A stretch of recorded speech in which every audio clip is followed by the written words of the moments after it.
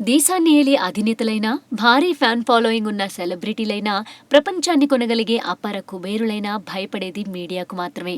వారిని ఆకాశంలోకి ఎత్తాలన్నా, పాతాళానికి తొక్కాలన్నా మీడియాకు మాత్రమే సాధ్యం. అయితే కత్తికి రెండు వైపులా పదునున్నట్లు ఉన్నవి లేనివి కూడా క్రియేట్ చేసి కథనాలు వండి వార్చుతుండడంతో ఆ వార్తల్లోని వ్యక్తులకు కంటిపై కునుకు లేకుండా పోతోంది. దీంతో ఏది నిజమో, ఏది రూమరో కూడా అర్థం కాని పరిస్థితి నెలకొంది. తాజాగా ప్రముఖ సినీ నటి జయసుధ భర్త నితిన్ కపూర్ ఆత్మహత్య చేసుకున్న సంగతి తెలిసిందే.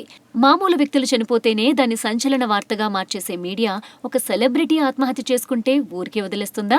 కానీ ఎందుకో మీడియా మిత్రులు ఈ వార్తను అంతగా పట్టించుకోలేదు. తెలుగు మీడియానే కాదు, హిందీ మీడియా కూడా నితిన్ కపూర్ ఆత్మహత్యపై అంతగా ఫోకస్ చేయలేదు. అయితే మీడియా ఈ విషయంలో ఎలాంటి కథనాలు రాస్తుందోనని భయపడ్డ జయసుధ అలాంటివేవీ జరగబోయేసరికి ఊపిరి పీల్చుకున్నారు.